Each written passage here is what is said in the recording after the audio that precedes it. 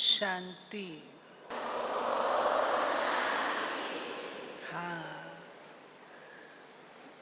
शक्ति सेना तो बाबा की लाडली है ना। मात्र शक्ति के बल से जहां पवित्रता का बल है, जहां स्नेह का बल है, जहां सहयोग का बल है, वहां सत्युग की स्थापना मात्र शक्ति के बल से होती है। तब दुनिया वालों ने कहा माता नरक का द्वार है, तो बाबा ने कहा यही माताएं मेरे स्वर्ग के द्वार है। स्वर्ग की चाबी माताओं के हाथ में है। तो कितना अच्छा बाबा का प्लान है। कभी कभी सोचते हैं तो बाबा ने मात्र शक्ति को ही क्यों चुना? भोली भाली बाबा बुद्धि की शक्ति को चुन लेता, बाबा विद्या की शक्ति को चुन लेता, बाबा बाहुबल की शक्ति को चुन लेता, लेकिन बाबा ने किसी को नहीं चुना। बाबा ने मात्र शक्ति को चुना। क्यों चुना मात्र शक्ति को? क्यों चुना? सोचो तो सही, ये माताएं स्वर्ग का द्वार खोलेंगी? हाँ? कहते हैं देखो तो सही जरा, अपनी शक्ल तो देखो। स्वर्ग का द्वार खोलने वाली। और हम बच्चे बाबा के क्या कहते हैं? जी बाबा। अगर बाबा आपने हम बच्चों पर फेथ रखा है, मात्र शक्ति पर फेथ रखा है और मात्र शक्ति को निमित्त बनाया है, तो हम भी स्वर्ग का द्वार खोल करके ही रहेंगे। हा? कितना अच्छा मुकद्दर पाया है। जो बहन आत्मा की महिमा के लिए कुछ कह रही थी, अंत में कहा कि सूर्य भी रोशनी मांगे, तो ज्ञान सूर्य तो हमसे सहयोग मांग रहा है, और हमको क्या चाहिए? ज्ञान सूर्य बाबा हम माताओं बहनों को कह रहा है, माताएं आगे बढ़ो, आगे आओ। और मात्र शक्ति को ज्ञान का कलश देकर कह रहा है, अब इसको बांटो। कर रहे हैं, कर भी रहे हैं। तो आज का विषय अगर थोड़ा विचार करते हैं तो दो बातों को लेकर के है। एक ओर है जिम्मेवारी और दूसरी ओर है न्यारा और प्यारा रहना। जिम्मेवारी अगर हम देखें तो हमारी जिम्मेवारियां भिन्न भिन्न प्रकार की हैं। एक हमारी जिम्मेवारी विश्व के प्रति है, विश्व को पावन बनाना है। एक हमारी जिम्मेवारी परिवार के प्रति है, जो लौकिक और अलौकिक दोनों है। तीसरा हमारी जिम्मेवारी स्वयं के प्रति है। तो अगर हम जिम्मेवारी शब्द को ही लें तो अंग्रेजी में कहते हैं रिस्पॉन्सिबिलिटी। और संसार में किसी के ऊपर कोई भी रिस्पॉन्सिबिलिटी होती है तो वो अपने आप को समझता और सोचता है कि मेरे ऊपर बहुत बड़ा कार्य है। आई एम रिस्पॉन्सिबल, मैं जिम्मेवार हूं। भाई इतना टेंशन क्यों है? दूसरे रहम करके बोलते हैं इनके ऊपर जिम्मेवारी बहुत है ना, इनके ऊपर रिस्पॉन्सिबिलिटी बहुत है, इसलिए टेंशन में है। प्रशासन में अगर किसी के अंदर डायबिटीज, ब्लड प्रेशर कोई ऑफिसर को है, पेप्टिक अल्सर्स हैं, तो समझा जाता है कि इसके ऊपर ज्यादा जिम्मेवारी है, इसलिए इसको डायबिटीज भी है, ब्लड प्रेशर भी है और इसको पेप्टिक अल्सर्स भी है। तो होंगे ही ना भाई, पोजीशन आपकी ऐसी है तो आपको ये सब चीज तो होगी ही। इसको लोग नेचुरल समझ लेते हैं और नेचुरल समझकर उसको एक्सेप्ट कर लेते हैं, स्वीकार कर लेते हैं। बाबा हम बच्चों को वह तरीका सिखाता है जो हम जिम्मेवारी भी संभालें और अपने आप को बिल्कुल न्यारा और प्यारा भी रख सके। 3 चीज करनी है, जिम्मेवारी को संभालना भी है, न्यारा भी रहना है और प्यारा भी रहना है।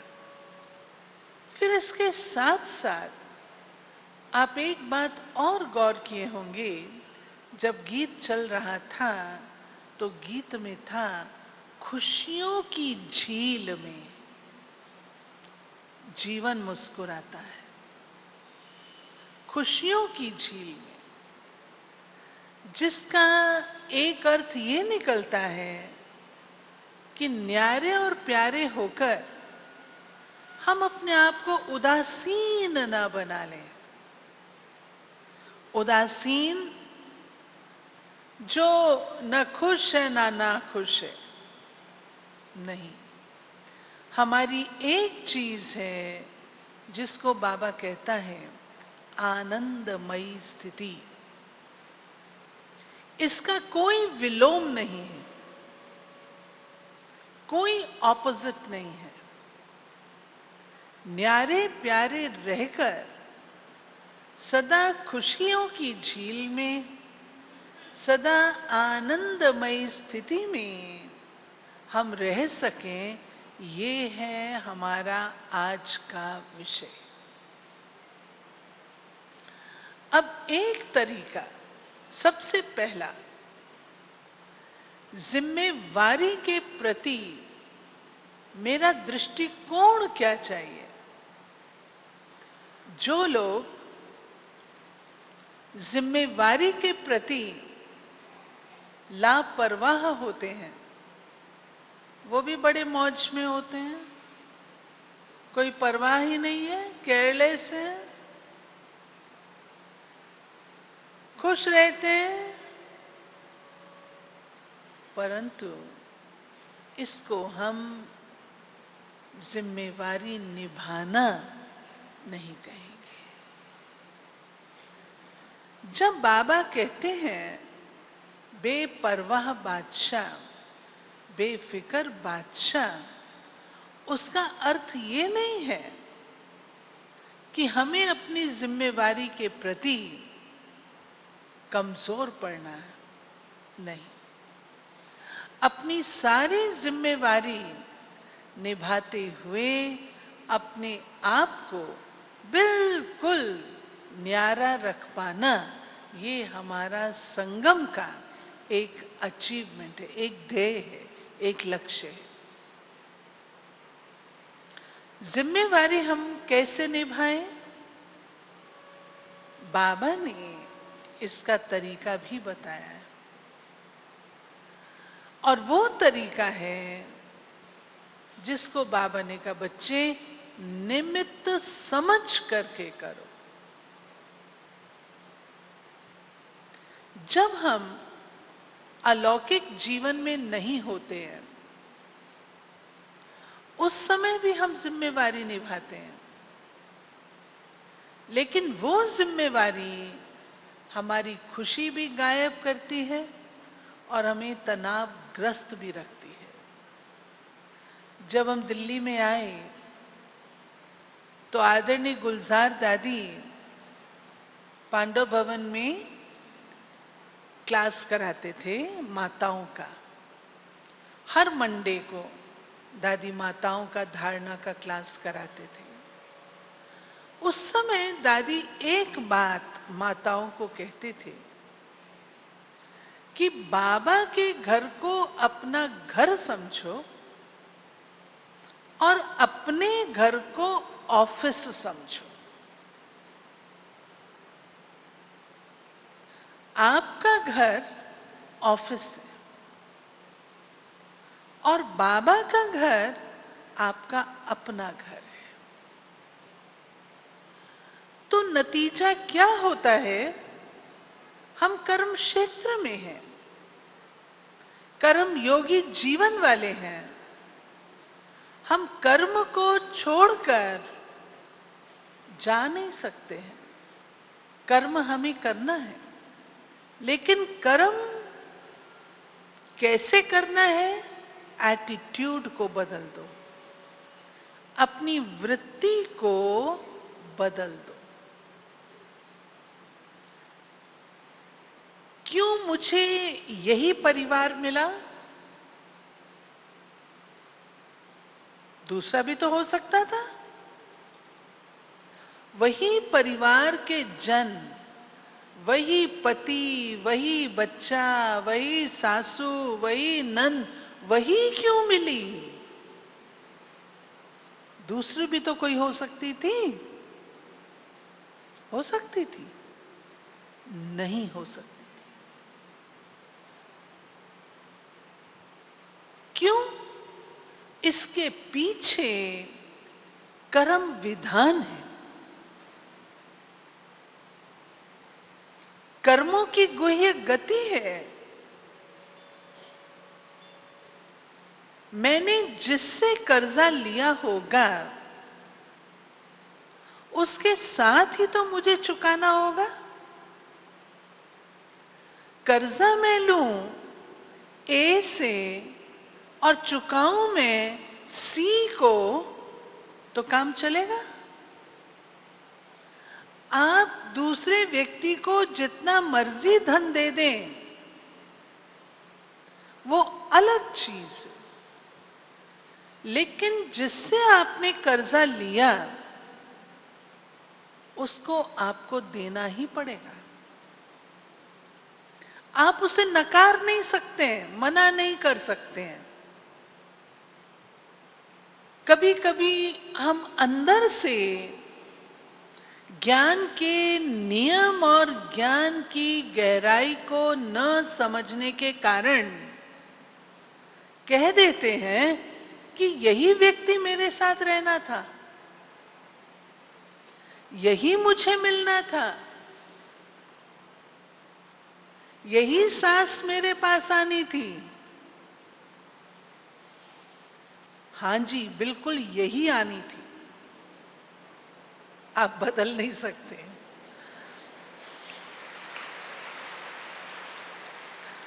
क्यों नहीं बदल सकते? क्योंकि कर्जा तो उससे लिया है आपने, तो वो कोई रूप से आपको चुकाना तो है ना। तो सबसे पहले अपनी जिम्मेवारी के प्रति मुझे पॉजिटिव, सकारात्मक दृष्टिकोण रखना होगा। ज्ञान की गहराई, ज्ञान की समझ से वो सकारात्मक दृष्टिकोण मुझे जिम्मेवारी निभाने में सहयोग देता है और मुझे वह प्यारा और न्यारा बना देगा। कैसे? जब आप प्रेम से कर्जा देते हो, चुकाते हो, आप बताओ दिल से आपको खुशी होती है या बोझ लगता है? खुशी होती है। आपने किसी से 100 रुपए लिए, जब तक आप वो 100 रुपए वापस नहीं कर दोगे, आपके मन में बना रहेगा इसके 100 रुपए मेरे पास है, भाई 100 इसको मैंने देना है। और ज्यों आप 100 रुपए दे देते हो तो आप क्या कहते हो? मेरा बोझ उतरा। ऐसे ही जो कोई भी मेरे साथी हैं, अगर मैं समझदारी से, प्रेम से, खुशी से अगर मैं अपना कर्जा चुका रही हूं, अपना पार्ट प्ले कर रही हूं, तो वो तो अच्छा है ना, बोझ उतर रहा है। मैं परेशान क्यों हो रही हूं? अगर मैं उसको दुखी होकर के चुकतू कर रही हूं, उस जिम्मेवारी को दुखी होकर के निभा रही हूं, तो प्यारी बहनों, वो मेरा अकाउंट और अधिक कंफ्यूजिंग और बढ़ता जाएगा। तो पहली बात बुद्धि में लानी है कि मुझे अपना जिम्मेवारी का कार्य जो भी मिला है, उसको मैंने प्रेम से करना है। माताओं की और कन्याओं की जिम्मेवारी निभाने में एक थोड़ा सा अंतर मैं देखती हूं, जो प्लस पॉइंट के रूप से भी लिया जा सकता है और कभी नेगेटिव के रूप से भी।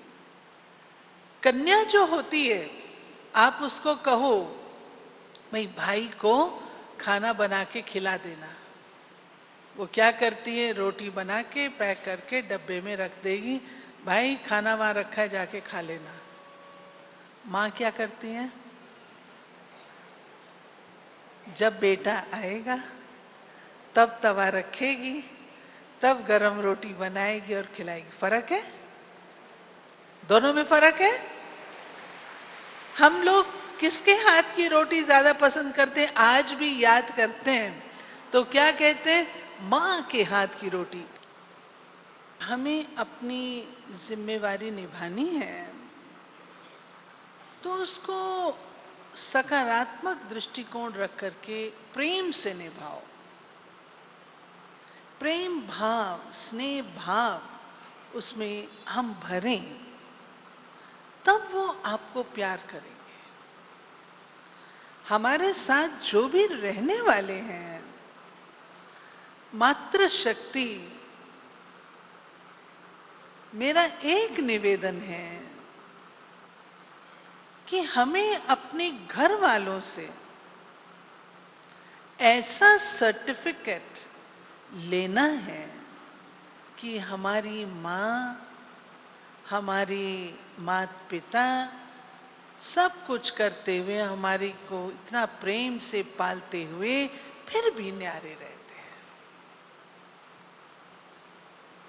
हम बच्चों को क्यों नकारें?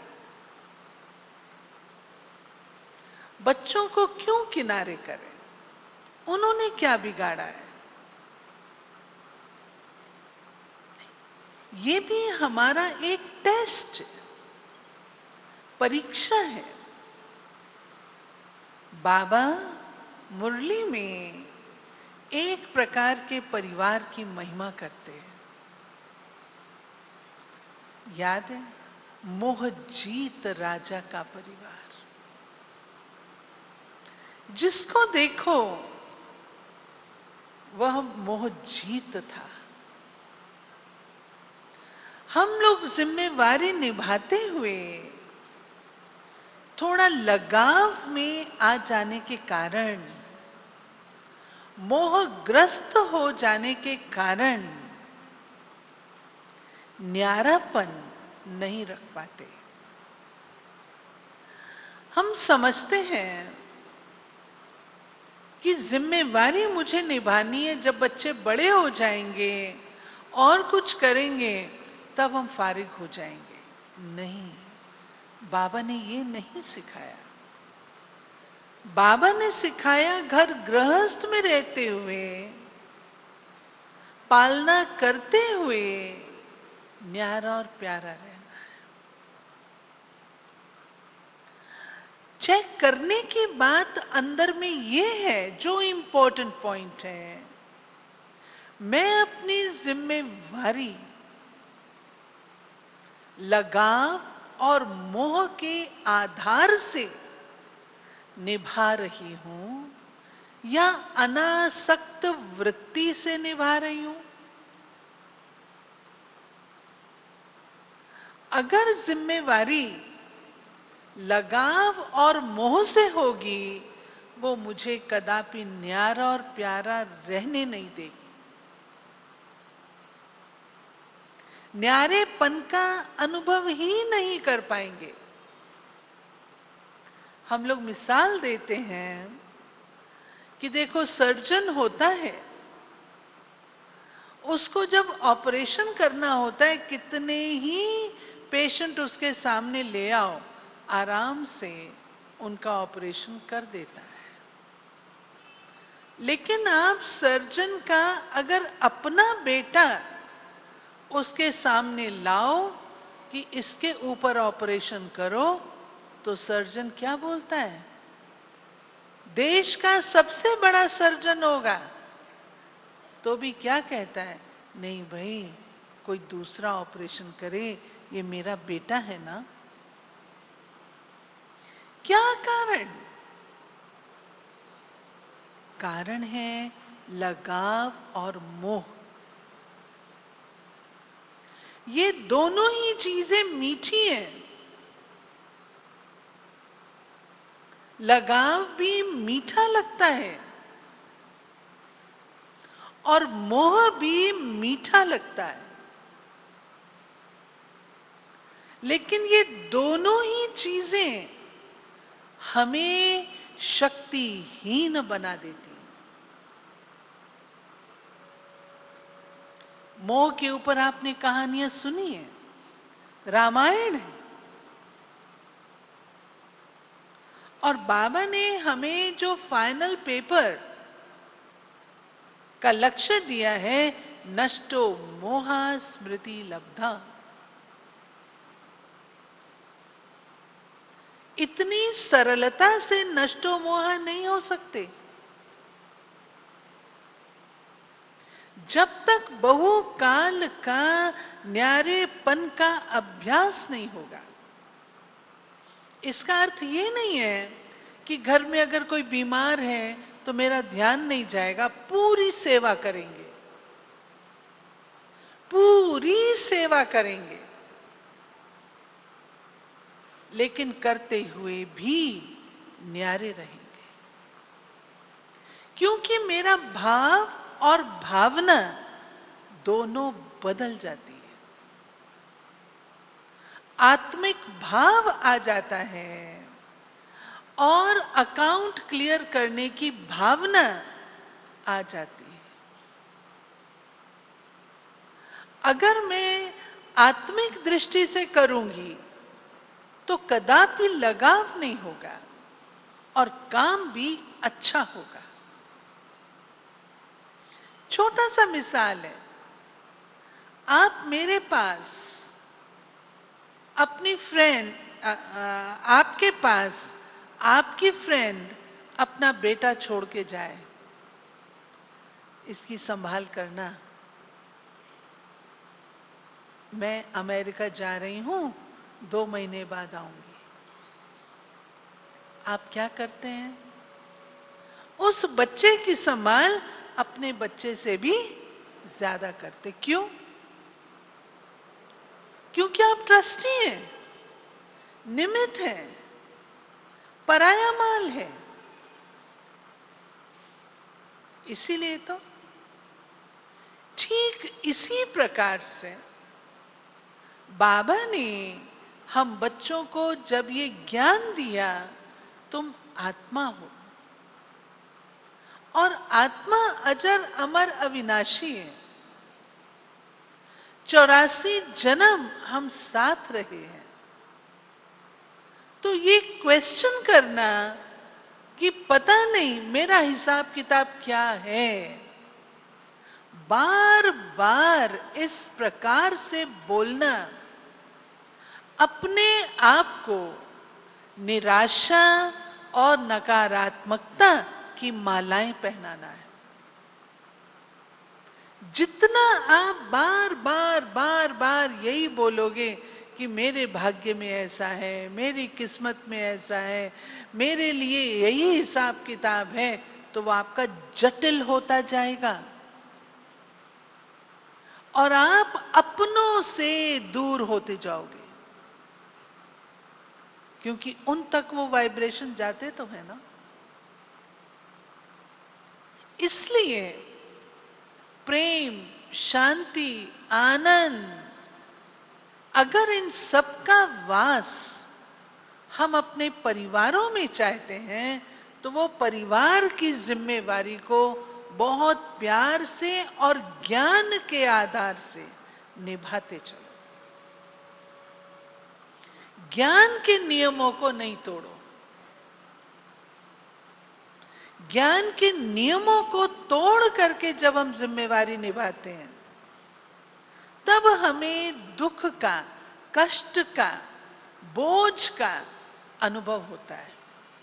मुझे अपना बचपन याद आता है। माता पिता ज्ञान में थे और हमारी छोटी सी आयु थी। सभी के साथ ये होता होगा कि माता पिता सेवा केंद्र पर रेगुलर स्टूडेंट, और जो बाबा ने सिखाया, जो ज्ञान दिया उस अनुसार चलने वाले, श्रीमत पर चलने वाले बच्चों के फ्रेंड्स भी होते हैं। फ्रेंड की बहन की शादी थी और सब फ्रेंड्स इकट्ठे करती ना पैसे गिफ्ट देने के लिए। तो हम सब ने निश्चय किया, मैं कब की बात कर रही हूं, 1960। सबने इकट्ठे किए पैसे कि भाई गिफ्ट लेके देने, और 10-10 रुपए इकट्ठे करने थे। 10 रुपए उस समय तो बहुत ज्यादा होते थे, लेकिन फिर भी 10 रुपए ही थे। हमने कभी अपने माता पिता से पैसे नहीं मांगे थे। पहली बार मैंने पिताजी को कहा कि मुझे 10 रुपए चाहिए। उन्होंने कहा किस लिए? ने कहा हमारी फ्रेंड की बहन की शादी है, हम सब बहनें, सब कन्याएं इकट्ठे करके उसको गिफ्ट लेके देंगी। उनका उत्तर क्या था? उनका उत्तर था कि मैं अपनी टीचर को सवेरे पूछूंगा, अगर टीचर कह देगी दे दो तो मैं दे दूंगा, अगर टीचर ना बोलेगी तो नहीं दूंगा। तो मेरे को तो बहुत झुंझलाहट हुई, गुस्सा आया। मैंने कभी पैसे नहीं मांगे, फर्स्ट टाइम मांगे तो मुझे कहते मैं अपनी टीचर से पूछ के दूंगा। उनकी टीचर थी गंगे दादी कानपुर की, वो तो बहुत ज्ञानी तू आत्मा। तो पिताजी ने घर आके बोला कि नहीं, दादी कहती है पैसे नहीं देने हैं, आपको कुछ देना है तो लक्ष्मी नारायण का चित्र दे दो, तो या गीता, श्रीमद् भगवत गीता दे दो। अब उस समय हमें तो बहुत कठिनाई लगी, सारी लड़कियां क्या सोचेंगी, लेकिन उन्होंने कॉम्प्रोमाइज नहीं किया। ज्ञान के प्रिंसिपल को नहीं तोड़ा कि बाबा के बच्चों का धन उधर क्यों जाए। ऐसे ही ये एक मिसाल दिया, परिवर्तन भी हो सकता है सिचुएशन को देख के। लेकिन प्यारी माताओं, अपने आप से पूछो, क्या जिम्मेवारी निभाते वक्त कहीं आप ज्ञान के असूलों से कॉम्प्रोमाइज तो नहीं कर जाते हो? कॉम्प्रोमाइज समझते हैं ना, ज्ञान के असूलों को किनारे रख देना। फिर माताएं क्या बोलती हैं? भाई हम लोग तो गृहस्थी है ना। बहन जी आप लोगों की बात दूसरी होती है, हम लोग तो गृहस्थी है ना। नहीं, गृहस्थ में ही आपको नंबर लेने हैं। और जहां चाह है वहां राह। आपकी इच्छा शक्ति होगी, जिम्मेवारी को मैं ज्ञान युक्त रीति से निभाऊं तो आप निभा पाएंगे। आपके अंदर जिम्मेवारी निभाकर शक्ति आनी चाहिए या बोझ और निराशा आनी चाहिए? आप कोई अच्छी जिम्मेवारी निभाते हो, अच्छी रीत से निभाते हो, आपके अंदर बल आना चाहिए। ये बल बाबा हमको ज्ञान से देता है, मुरलियों के माध्यम से देता है। बुरा नहीं मानना, लेकिन कई बार हम ज्ञान को किनारे रख करके और फिर जिम्मेवारी निभाने पर आते हैं, तो वहां हमको आनंद खुशी का अनुभव क्यों होगा? न्यारे प्यारे का अनुभव क्यों होगा? कभी नहीं होगा। न्यारा और प्यारा जीवन की उपलब्धि है, सर्टिफिकेट है, और वो ज्ञान से ही प्राप्त हो सकता है। इसलिए पहली बात, ज्ञान के असूल से हमने कॉम्प्रोमाइज नहीं करना। पहली बात मैंने वो सुनाई थी, दृष्टिकोण बदलो कि ये लोग क्यों आए, नहीं, सकारात्मक दृष्टिकोण रखिए। दूसरा, जिम्मेवारी निभाना ये मुझे अवश्यम भावी है, क्योंकि हिसाब किताब मुझे अपने चुकतू करने हैं। और तीसरा, लगाव और आसक्ति नहीं होनी चाहिए। जहां लगाव और आसक्ति होती है, मोहग्रस्त होते हैं, वहां जिम्मेवारी हमारी ढीली पड़ जाती है। और चौथी बात, जिम्मेवारी निभाते हुए ज्ञान के असूलों से कॉम्प्रोमाइज नहीं करना है। एक बात जो माताएं बहनें कर सकती हैं, और मुझे नहीं पता कहां तक करते हो कहां तक नहीं करते हो, लेकिन पुराने समय की वो माताएं जो कल दादी जी भी कह रही थी, वो माताएं जो पहले समय पर करती थी, वो माताएं आज चाहिए पुनः। ऐसी शक्ति सेना बाबा को दोबारा चाहिए, जो अपनी हर प्रकार की बात का त्याग करने के लिए राजी हो। हम लोग गृहस्थी होते हैं, सोचते नहीं नहीं बहन जी मैं तो अपनी कन्या की शादी करूंगी, उसको ठिकाने लगा दूंगी, उसके बाद चाहे जो वो मर्जी करे, ज्ञान में चले ना चले। कभी कभी मैं पूछती हूं, हे माताएं, क्या ये हमारा राइट दृष्टिकोण है? क्यों नहीं हम अपने जो आपके इर्द गिर्द हैं, जिनके प्रति आप जिम्मेवार हैं, अपने से पूछो, क्या सच में मैं उनके अंदर ज्ञान के बीज डाल रही हूं?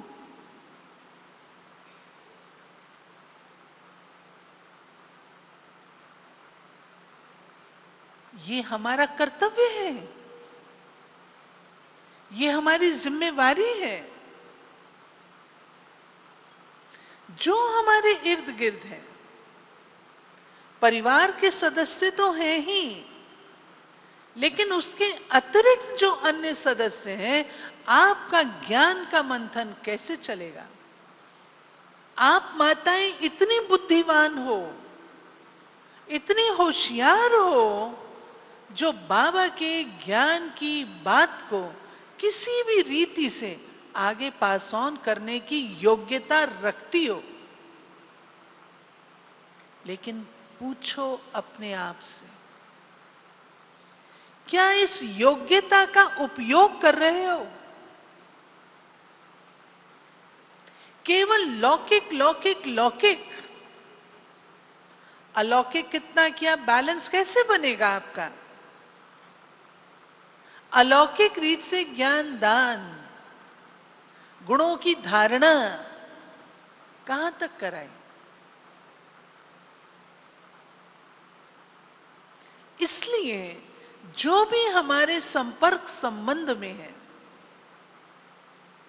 एक जिम्मेवारी हमारी बनती है कि हम उनका संबंध सारे कल्प वृक्ष के बीज रूप बाबा से अवश्य कराएं। कोई भी रीति से अपने परिवार जनों को बाबा के समीप लाने की कोशिश करो, ज्ञान के आधार से, भक्ति के आधार से नहीं। दीदी सिर्फ इनको दृष्टि दे दो, दीदी सिर्फ ये नहीं, ये भक्ति है। परंतु ज्ञान के आधार से, बेटा आज शिवरात्रि का दिन है, एक बार 5 मिनट के लिए सेंटर पर जरूर जाके आना। आज दीपावली का दिन है, 5 मिनट जरूर होके आओ। ये संस्कार आपके अंदर कौन डालेगा? बच्चों के अंदर कौन डालेगा? आप डालेंगे। आप ज्ञानी तू आत्मा है। बाबा ने आपको आपका परिवार, सेवा की भूमि दी है, सेवा का क्षेत्र दिया है। जिम्मेवारी केवल उनकी लौकिक चीजों की पूर्ति करने का नाम नहीं है। जिम्मेवारी उनके अंदर ज्ञान के बीज डालने का भी नाम। वो हम कहां तक करते हैं? क्या हम अपने परिवार सदस्यों को, जो हमारे संपर्क संबंध में हैं, क्या हम उनको इतनी मैगजीन्स निकलती हैं, क्या हम उनको ज्ञान अमृत की प्रेरणा नहीं दे सकते कि ज्ञान के कुछ अच्छे अनुभवों से उनका जीवन बन जाए? इससे आपको सहयोग मिलेगा। आपके संबंध संपर्क वाले आप माताओं को पूजनीय समझें। ये हमारा सर्टिफिकेट हमें मिलना चाहिए कि मेरी मां पूजन योग्य है। ये लक्ष्य रखो। आप मालिक हो, आप घर की मालिक हो।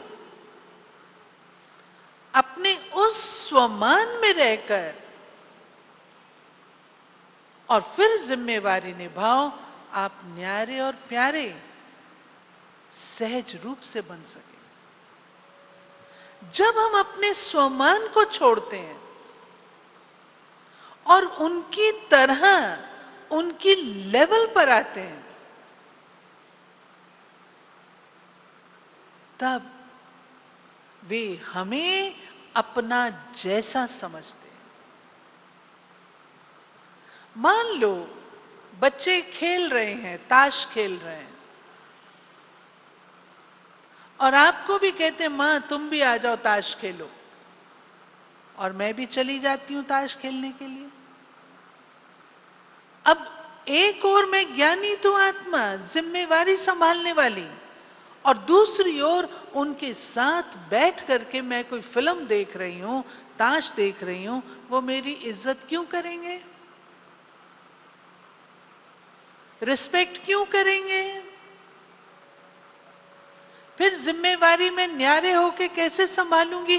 टाइटल में चाहती हूं न्यारे और प्यारे का, और कर्म में मैं उनके स्तर पर आ जाती हूं, तो वो ऊंचाई मुझे कैसे प्राप्त होगी?